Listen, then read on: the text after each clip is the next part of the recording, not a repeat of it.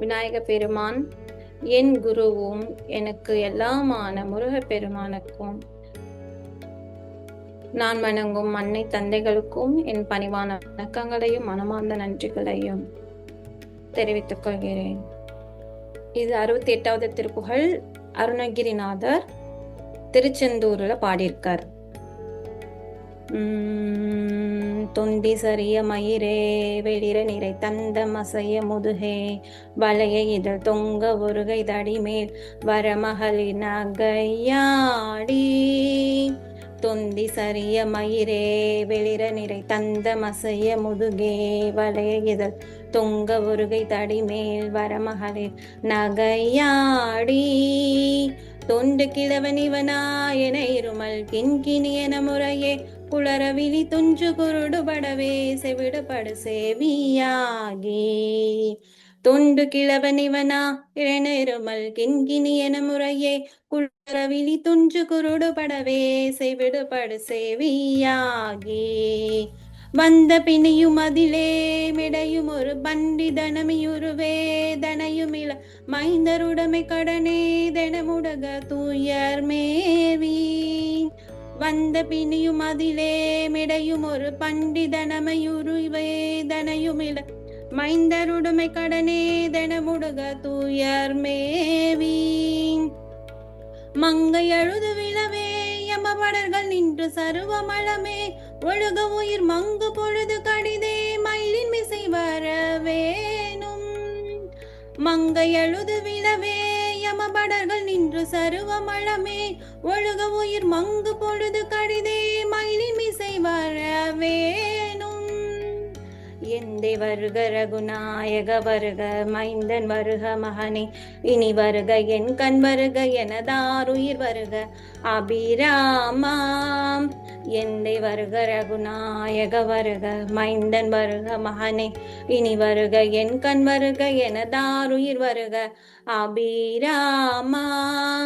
இங்கு வருக அரசே வருக முளை உண்க வருக மலச்சூடிட வருக என்று பரிவினோடு கோசலை புகழ வரும் மாயன். இங்கு வருக அரசே வருக முளை உண்க வருக மலச்சூடிட வருக என்று பரிவினோடு கோசலை புகழ வரும் மாயன். சிந்தை மகிழும் மருகா குறவர் இளவஞ்சி மருவும் அழகா. சிந்தை மகிழும் மருகா குறவர் இளவஞ்சி மருவும் அழகா. சிந்தை மகிழும் மருகா குறவர் இளவஞ்சி மருவும் அழகா. அமர சிறை சிந்த அசுரர் கிளை வேரோடு மடிய ஆடோதீரா. அமர சிறை சிந்த அசுரர் கிளை வேரோடு மடிய ஆடோதீரா. திங்கள் அரவு நதி சூடிய பரமன் தந்த குமர அலையே கரை பொருத செந்தில் நகரை நினைதை மருவி வளர் பெருமாளே. திங்கள் அரவு நதி சூடிய பரமன் தந்த குமர அலையே கரை பொருத செந்தில் நகரை நினைதை மருவி வளர் பெருமாளே. பெருமாளே என் பெருமாளே.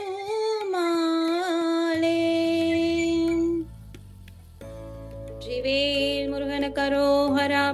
வீரவேல் முருகனுக்கு அரஹரோஹரா. ஞானவேல் முருகனுக்கு அரஹர ஹரோஹரா. இந்த பாடல் எதுக்காக நான் பாடினேன் அப்படின்னா, இது முருகப்பெருமான் அருணகிரிநாதர் கிட்ட இந்த மாதிரி மக்களுடைய நலனுக்காக திருப்புகழை எழுத சொன்னார். இந்த திருப்புகழ் குறிப்பா வயதான காலத்துல இதுவரைக்கும் முருகப்பெருமானையே நினைக்காதவங்க ஒரு கிழவன் அவரை நினைச்சு ரொம்ப பெரிய வயிறு இருக்கு, முடி நிறைய நரைச்சு போயிருக்கு, என்னுடைய பல்லெல்லாம் ஆடுது, முதுகு கூன் விழுந்துடுச்சு, உதடெல்லாம் தொங்கி போயிடுச்சு அப்படின்னு சொல்லிட்டு பாடுறாரு. அவருடைய இயலாமைய பாடுறாரு. அதாவது அந்த கிழவன் பாடுற மாதிரி தான் இதுல எழுதியிருக்காங்க. அந்த கிழவன் என்ன சொல்றாரு, இந்த மாதிரி எனக்கு எல்லாமே முடிஞ்சிடுச்சு, மலம் ஒழுக ஆரம்பிச்சிடுச்சு, அந்த நிலையில முருகப்பெருமானே மயில் மேல வந்து என்ன கூட்டிட்டு போ அப்படின்னு சொல்றாங்க. இதுதான் ஷார்ட் ஃபார்ம்.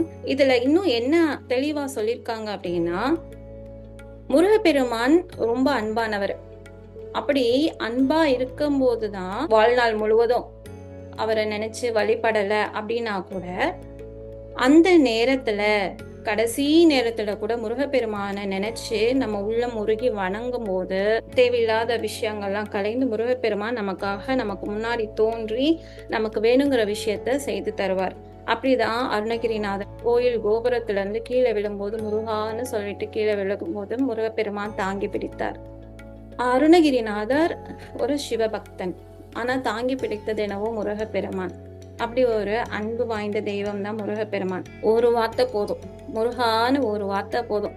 அந்த ஒரு வார்த்தை சொன்னா போதும், வேற எதுவுமே தேவை கிடையாது.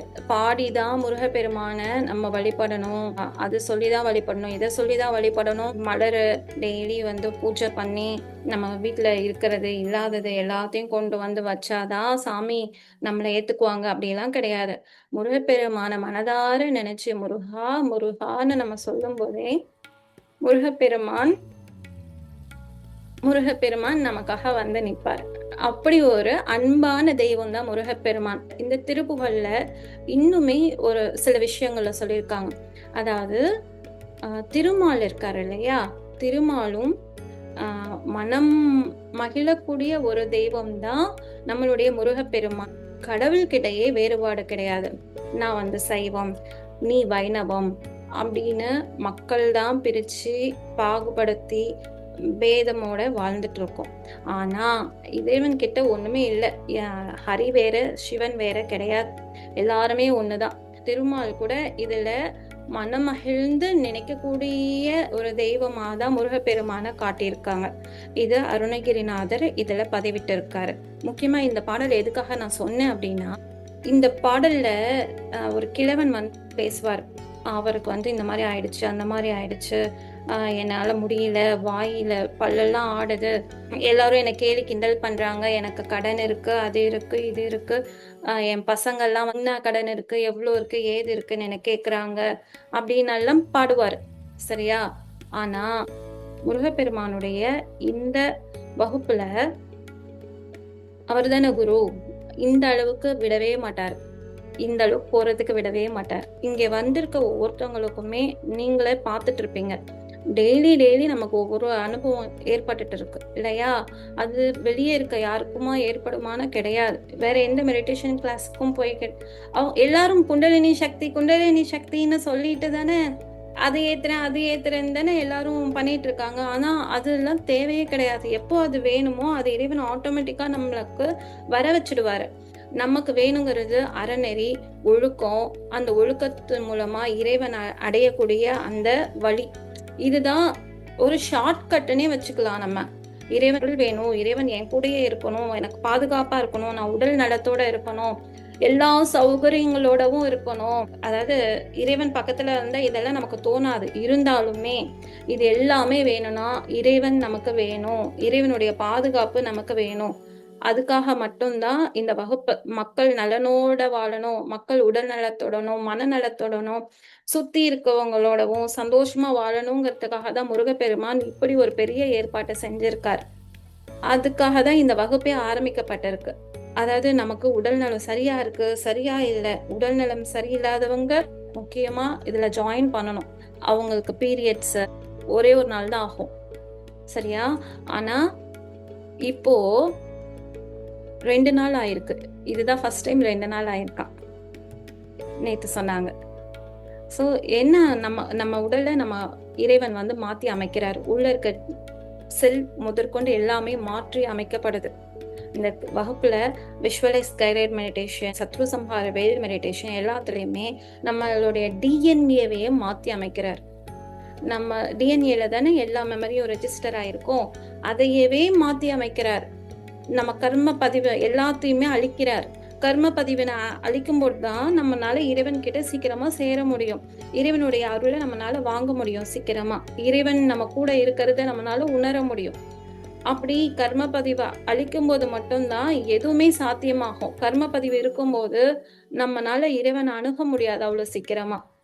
அதனாலதான் இந்த பெரிய வகுப்பு ஏற்படுத்தியிருக்காரு. எனக்கு இன்னைக்கு நல்ல ஆழ்ந்த இதுல போய்கிட்டே இருக்கும்போது சிவன் கையில சின்னதா சிவலிங்கம் கையில அந்த கையில வளர்ந்து உருண்டு கீழே போற மாதிரி இருந்தது. கடைசியா அப்படியே புடிச்சுக்கிட்டாங்க. ஒரு கையில மட்டும் அந்த சிவலிங்கத்தை. குட்டியா ஒரு லிங்கம். லிங்கமாவே சிவலிங்கமாவே விக்கிரகம் தெரிஞ்சுது. அதை அப்படியே புடிச்சுக்கிட்டேன் கையில. உழுவாம அதை அப்படியே புடிச்சேன். அப்புறம் அந்த இது மெடிடேஷன் பண்ணும்போது உடம்பு இன்னைக்கு சூடானது எனக்கு தெரிஞ்சு. முருகா முருகான்னு சத்தமா கேட்கிற மாதிரி இருக்குன்னு சொல்லும்போது என் உடம்பெல்லாம் ஹீட் என்னுடைய பாடியில தெரிஞ்சிருச்சு. இன்னைக்கு பரிசு பொருளா வந்து கேட்கும்போது வேல் வந்து என்னுடைய கையில வந்து கொடுத்தாங்க முருகன்.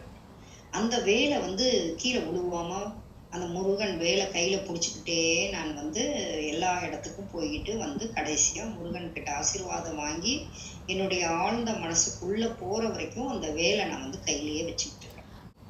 வேல் உள்ள வந்த உடனே உடம்புல வந்து எப்படி இருந்துச்சுன்னா அது ஒரு சந்தோஷமா இருந்தது. வகுப்புக்கு வர்றதுக்கு முன்னாடி உடம்பு கை கால் வலி இருந்தது.